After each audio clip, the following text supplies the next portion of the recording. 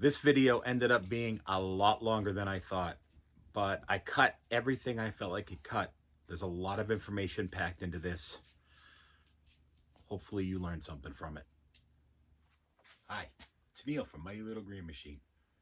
Welcome back to the channel. In today's video, I'm going to be dealing with this mess. And what this mess is all of the things that I use for doing wiring and electrical things on not for the house, but for cars, tractors, four-wheelers, any of my 12-volt stuff. And what I'm going to do is show you some of the things that I keep on hand all the time to make my life easier, show you what some of the things do, and maybe show you some things that you didn't know existed that I've found over the years. Let's get started. So in cleaning out my basement, I found, this is all stuff that I use, and I found it in multiple locations. And I found stuff that I bought more than once because I couldn't find it. So what I'm going to do is I'm going to put it all into this bin, I think this bin, so that it's one place. When I got to do wiring, I can grab this bin and I'll have everything I need right in there. Okay,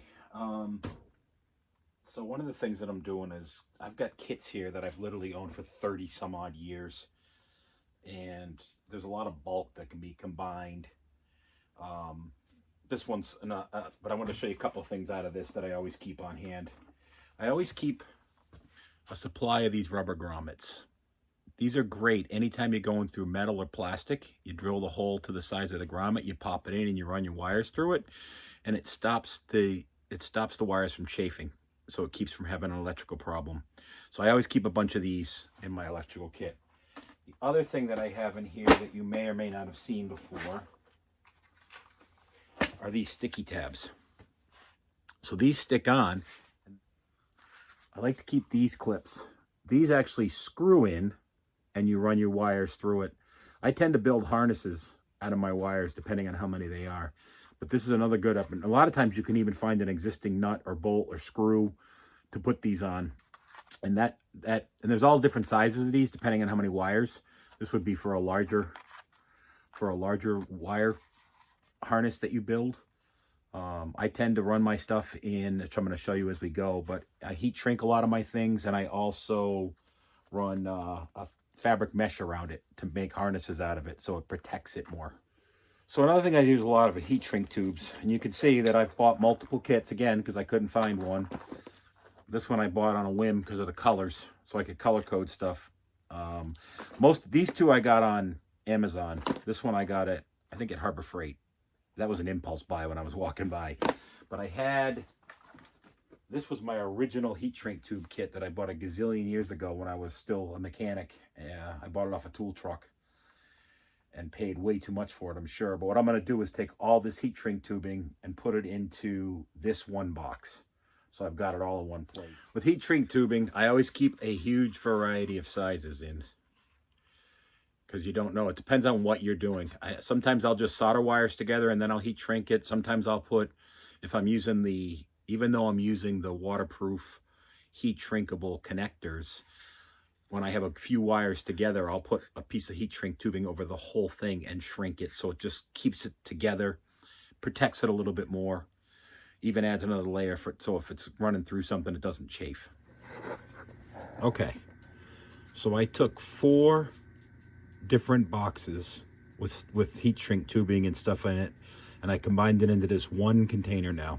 And what I did was I sorted it by length and by color.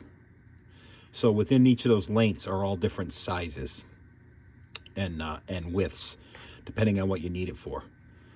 So now I've got all my heat shrink stuff plus my grommets and my tie down straps there in one bucket. Okay, the next thing that I think is mandatory to be in any wiring kit is heat shrink connectors. The other ones that I like are the solderless. I got to get some of those too. But these you crimp and then you put heat on the ends and it shrinks tight to your wire. It makes a waterproof connection, but it also makes a stronger connection so that it stays together. I've got a ton of different styles of these, and I'm going to take and combine a couple of these into one while I'm trying to organize all this. The other thing that I invested in, and again, I'll put links to all this stuff at the bottom, is these ratcheting crimpers that are designed for heat shrink tubing. You don't need these. I happen to like them. I think they work a little bit better. They get a little bit of a tighter crimp. And when you're doing your wiring, make sure whenever you do this, you pull on these before you heat shrink them to make sure that these are crimped right. The last thing you want to do is get it all done, and I've done it many times, and then realize that it's not tight enough and it comes apart. Or worse yet, have it come apart once you get the tractor or the whatever you're working on all put back together again. So make sure you test these before you heat shrink them, and then after. So I'm going to go ahead and start building a single container out of all my heat shrink stuff, and I'll show you how that looks when I'm done. Okay, so the reason I'm doing all this is, if you're anything like me, then it takes you longer to find the things you need to do the project than it does to do the project. And that is just so frustrating when I can't find what I need. Finally, after 2 years of being in this house, taking the time to put all my things together. So I've already built a plumbing bucket with all my plumbing stuff in it. I built a electrical bin for house wiring with all my electrical stuff in it. So when I need to do a project now, I just grab that bin and I have everything I need. And that's the same with this. This is when I do wiring. You know, I've been semi-organized, but never to the point where I have everything in one place. So the whole goal of this is to create one bin that has all of my wiring stuff in it. And that's organized, and then I can find it quick, and then I can put it away quick, because that's the other thing that I tend not to do a good job with, is putting it away after. I know I'm kind of explaining some of these things. I did have one of you ask me, when I did one of my first videos, adding the jewelry, either part 1 or part 2, when I was doing the wiring for the lights and stuff on the tractor. Being new, I had lost my microphone and didn't know it. So where I did the actual connection and the wiring, there was no sound. So I put music to it to put it up there. And one of you was curious about how I did it. Hopefully more than one of you. I'm going to be adding some more wiring things to the tractor soon. And I'm going to be changing the way that I wired my lights. So I'll do another video on all the electrical stuff and show you how I did all that, and show you, I'm gonna have to pull apart that fender again. I'll show you all those switches and everything and how I wired all that. That's coming soon.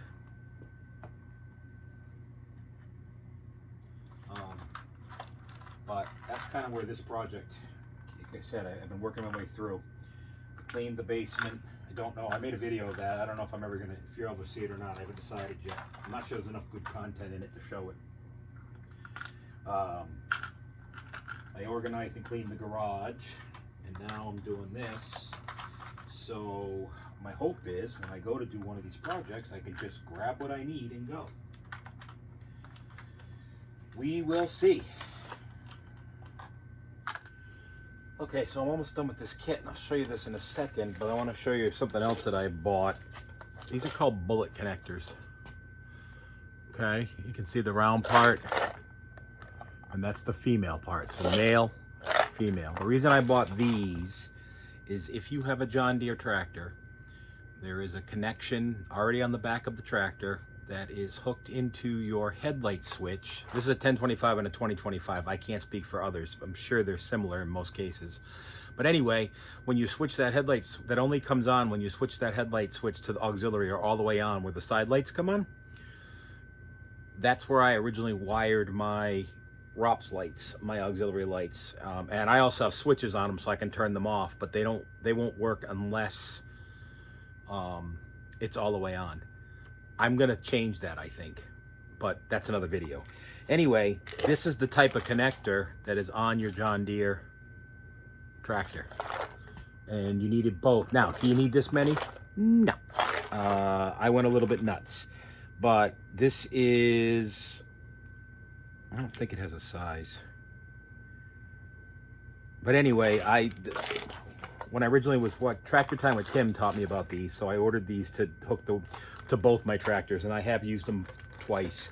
These are also nice if you have two wires you want to put together, but you want to be able to take apart, because the male fits in the female, and you can just unhook them as long as you don't shrink them together. So I'm going to add these into this kit as well, and then I'll show you this kit, and we'll go through some of the types of them, what you use them for, and the different sizes and colors and all that. See, maybe it'll help someone.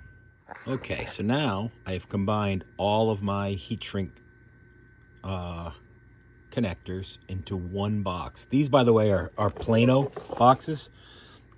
I've been using them for years for my fishing tackle, and I find them to be real strong and durable. These are ones that I've used on other stuff before, and I just saved them. But it's bigger, so I was able to get all of the stuff in. It's also stronger than the inexpensive packaging that these things come in when you buy them. Nothing wrong with them. I just needed something bigger, and I wanted to put everything in one place. Again, this is about me becoming organized so things go quicker when I go to do a job. So that is what it ended up looking like. So now all of that is in one box. Okay, so let's go over some of the basics. Let's start with the colors. You've got yellow, blue, and red. Red is your smallest, blue is your medium, yellow is your large. The most common one I find that we use is blue. Now, when I say medium, small, and large, it's for the size of the wire. So if you look, I don't know how good this is going to work. If you look and see how small that is as compared to the yellow, how much larger that is. So you pick the one that's going to fit snugly over your wire so that you get the best connection. Now, sometimes you'll be adding, sometimes you want to do like two wires to one. So there'll be times where I'll use like a yellow, because I'll put two wires into one side and one out of the other. You can certainly make that work. So these are called butt connectors. And it's because you put a wire in this way and you put a wire in this way. You crimp it here, you crimp it there. Then you heat shrink it. That's for connecting two wires in a series. Okay. These are called ring terminals. Pretty obviously why. These you use a lot for, the most common that I find I use them for is for ground, for setting up a ground. Because you can put a bolt that's already existing on it and tighten it down, and it will stay and it can't come off. The other type of style, I'm not sure what this one's called, but this one is if you have a stud or something and there's a lot of things and it's hard to get in, you can slide this one in if you can't get the bolt off. So it just depends on the situation. This here is a spade connector. So you've got your male and then that goes into your female. These are good when you're want to be able to disconnect a wire. So if you've got something you want to be able to take apart. So that's kind of the basics. The most common size that I find I use, and the most common I find in wiring on cars, on equipment, tractors, anything 12 volt, is blue. You always use more blue to any other color. You don't use a ton of red. You use some yellow, depending on the gauge of the wire, and the gauge is the thickness. So the bigger the number on the gauge of the wire, the smaller the wire. So a 4-gauge wire is much larger than a 14-gauge wire. Kind of works backwards on that. So that's kind of how all that stuff works. One thing that you always should have around is an assortment of zip ties. And I have a lot of other sizes besides these. Although I do want to show you these. They call them mounting ties. And what's nice about these is it's a zip tie, but it's got a hole so you can screw it and mount it up if you're hanging it underneath or somewhere out of the way. These are awesome for obviously keeping wires or hydraulic hoses or anything like that up out of the way so that they don't rub, come in contact with things or anything like that. So I always recommend that you keep an assortment of zip ties. Electrical tape. This you always need. I usually have tons of rolls laying around. These are the 3 that I found in this bucket. I'm sure there's 4 or 5 more upstairs. And then when I'll probably, next time I go, I'll probably buy another 10-pack. I always have electrical tape around. This can bail you out a lot of messes. It's like duct tape. I also keep solder and flux in my kit. I do solder a lot of times. If it's a connection I never want to come apart, or I never want to worry about it, especially if it's tucked up in a tight spot or moving a lot, I will solder it and then heat shrink it. I do like doing that. I actually have a battery powered soldering iron that I love, that I use all the time. So that works out well. Okay, so there's all different kinds of fuse holders. There's an inline blade fuse. There's an inline blade fuse, but you can mount it, right? It's got a mount hole to mount it. There's another type of inline blade fuse holder. You never, ever, ever want to run anything power without a protective fuse. It's imperative, because if something shorts out, the fuse will blow. If it doesn't have a fuse, it is very possible to catch fire. And by the time you get to something to get it out, it could be too late. Especially you're out in the field with your tractor or something like that. That thing bursts into flames. So anyway, always protect it. Now, as far as the fuse goes, the way you decide that is, what is the accessory that I'm running? Most of those in the directions will tell you how many amps it draws. So you want to put a fuse in there that's close to that amperage, so that if it overdraws, if it has a problem, it blows the fuse. Don't ever stick a bigger fuse in if the fuse keeps blowing and you know it's the right size, because there's probably something wrong. So always, always, always, I keep a supply of these around. Again, you don't have to keep these. These are things that you can go buy when you're doing a project. And always mount your fuse holder somewhere that you have easy access to. Don't bolt it down behind a bunch of bolted covers and stuff, so that if you blow a fuse, you got to take everything apart. Now, the other thing I want to talk about is fuse taps. Here's what I mean by that. Some fuse boxes have open powered spaces that you can plug into to get power. Some don't. If they don't, and John Deere's don't, I can tell you that, you can use what they call a fuse tap. There's a couple of different ways to do it. These are the way that you used to have to do it, and you would literally stick the fuse blade into the piece and then stick that back into the fuse box, and then you would connect a wire to the top of it, up top there, to go. Used to be all we have. I have some of these around. I don't like using them. What I've discovered now is these. So I don't know if you can see. So this plugs in where your fuse came out of your fuse box, and then your first fuse, there's two fuse holders here, is for the you put the fuse that came out of your fuse box in, and the second fuse is the fuse that's going to go to your accessory. So this is a nice, neat, easy way to do it. Now, with that being said, I had to get several different sizes, because depending on what fuse size you have, because there's super miniature, there's small, there's large, on and on, there's a bunch of different sizes. You need the correct one of these to fit into your fuse box, and you want it to go in tight, because it can cause problems. John Deere uses a smaller fuse than I've ever had before, so that's another thing. While we're talking about fuse holders, let's talk about fuses. You should always have a supply of fuses on hand. They're inexpensive. They make kits now, and I don't have it down here. I do have one, but I'll put a link in the down below, that has like 3 or 4 different sizes, like actual style sizes, plus all your different amperages in the one kit. When I blew, so when on my first tractor, when the neutral safety switch went bad, it blew a fuse. Tractor wouldn't run. Not just because it's the safety switch. And I didn't have the correct fuse to fit it. I ended up having to rob a different fuse to make it so the tractor would run after I bypassed the neutral safety switch, in order to finish the job I was doing. This was when the trees had blown down my property, and it was cold and it was snowing, and we had to get these trees cleaned up, so I had to get the job done. But after that, I went and bought that assortment. So now I have the fuses if I need one. And it's in a cabinet in my garage. If you watch all my videos, you've seen it, the cabinet.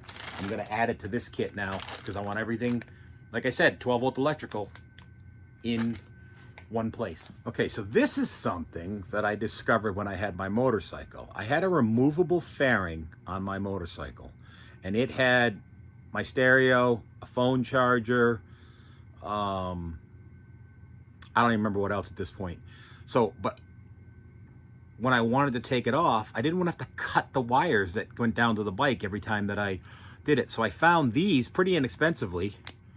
So it's a waterproof plug. You attach one side, we'll say, to the fairing side, and one side to the bike side in this case. And then when you put it on, you plug it in. If you do it the right way, it helps. It's safe, it's waterproof, it locks in. But then when I want to remove the fairing, I just pull the tab and pop the thing apart. These are nice to have. Again, am I saying you need to have this in your everyday electrical kit? No.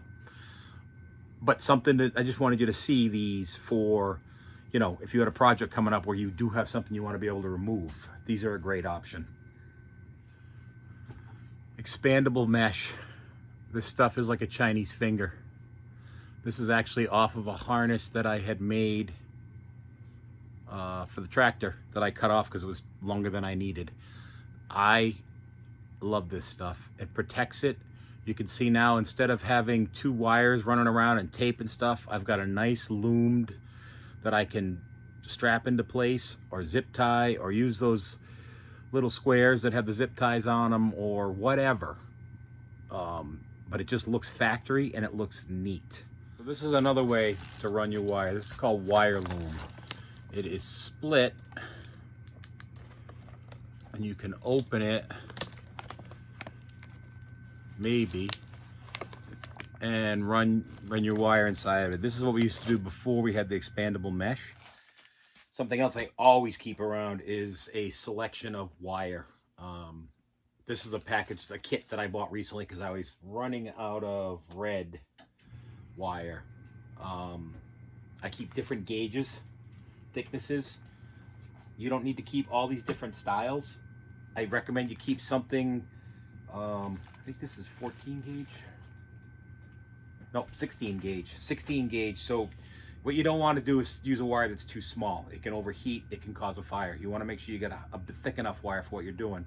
It's better to go too thick than too thin. Let's talk about the tools that I keep in my kit. This is something that everyone should have if you're going to do any kind of wiring. This will strip your wire, and there's different sizes for gauge for the wire.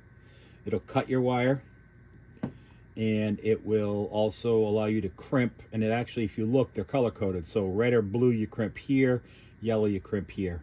These work fine. The only thing I recommend on these is, and everybody should have one of at least these in their kit. You don't need all the fancy stuff, but at least these. The only thing is, spend a little bit more money on a set of these, because when you get the inexpensive ones, what happens is they flex, and so they don't crimp well, and they don't usually strip well. So spend a little bit more money. You don't have to spend a lot. I mean, you probably get a good set for 10 bucks, maybe 15. This is a different type of crimper. Okay. These are what they call speed strippers. I absolutely love these. One of these. What these will do is you put the wire in, and then when you squeeze it, it strips it just like that. And it strips a predetermined length. The other thing you can do with these is you can strip in the middle if you have to. These are great. They've come way down in price. But again, real cheap ones, the teeth don't grab as well. Now, one thing with these, if you have any pieces of wire left in this, dump them out before you go to do the next one, because it'll throw you off and these won't strip right. And then the spring-loaded crimpers. Okay, I also keep in my kit a multimeter, and it doesn't have to be expensive. I can do ohm testing, which will show me a break in a wire, voltage testing, finding things that are hot, where do I want to connect, and then I use this a lot, like to find out, do I have ignition, if it's ignition power or if it's battery power, you know, because that depends when you're hooking things up. Do you want it to come on with the key, or do you want it to be on all the time? Another option to a multimeter is a test light. Okay, these you can get very inexpensively. I've seen them as little as $5 and they work. You hook this side up to ground, and then when you touch this and it hits power, it lights up, so you know you have power. Or you can do it the other way around. You can hook this power and you can hit the light to ground, and if it lights up, you've got a good ground. Depends what you're looking for. These are really easy to use. Now, one thing that I will caution you is always test this on something that you know works. And what I mean by that is get your ground and then find good power till this lights up before you start testing for what you're looking for. Because if you do not have a good ground, this will not light up. You could end up missing something that you're looking for, or thinking you don't have power when you do have power. So I recommend you test it when you do it. So I've shown you a lot of stuff. This is what I recommend you keep around as a minimum if you own a car, truck, tractor, four-wheeler, UTV, anything that's got a 12-volt electrical system on it, because at some point you're going to have to repair it. So this, I would say, is bare minimum. An assortment of connectors. I recommend you do heat shrink, but you certainly don't have to. I showed you the other style that you can use, but you should have at least a small assortment of connectors. A multiple tool like this that you can cut, strip, and crimp. This will do it all. An assortment of fuses. This particular one has 3 different styles. Odds are, if it was built in the last 15 years, this will cover it. There are other styles out there, but this does most of your basics. But you may want to look and see what you've got for fuses in your different pieces of equipment, so you know you've got replacement fuses for those. Nothing stinks more than being in the middle of doing something, blowing a fuse, and then not having one to replace it. That's when we tend to do silly things like putting paper clips in there. Small roll of red and black wire. 14 gauge, 16 gauge, probably more 14 gauge would be more of an all around, but a 16 will work in a pinch depending on what it is. A lot of your stuff's going to be 16, but at least a little bit of red and a little bit of black so that you've got wire to do a repair. A roll of electrical tape. Ties. And a test light. These are the minimum items that you should have on hand if you own anything electrical, so that you can go ahead and do a repair when you need to do it. So that's what it looks like once I put it all in here. I don't know, you can see that I labeled it. I don't know if this is maybe the be-all end-all solution or container. I'll have to live with it for a while. It may turn to be difficult, I don't know. But here's what I do know. If I have anything 12-volt electrical to do now, I just grab this bin. It's not that heavy. Take it to whatever I'm working on, and I have whatever I need to get it done. So it's just the next step in me getting organized. This place was a disaster. I couldn't even move. Now I can at least get to all my things. I still got a little bit of, well, quite a bit of organizing to do, but I'm starting to get everything together. I've got all my different fasteners together now. I've got all my woodworking tools together now. So I'm starting little by little to finally get organized. Hope you guys got something out of this. I hope you enjoyed it. I think what I'm going to do is, I think when I do my next electrical work on the tractor, I'm going to do 2 videos. One just regular normal video like I always do, and then one that's a lot more in depth and more beginner, and I'll label them accordingly so that if you're looking to learn how to do the wiring, you can watch the more in-depth one, and if you just want to see what's going on, you can watch the other one. But we'll see how that goes when we get to it. I really appreciate you spending time with me tonight. It's nice to be able to be down here in the warm basement when it's cold outside. Hopefully you enjoyed the video. Please do me a favor and hit the subscribe button. And if you liked this video or got anything out of it or learned anything, please go ahead and hit the like button. Thanks again for watching and for supporting the channel, and I will see you next time.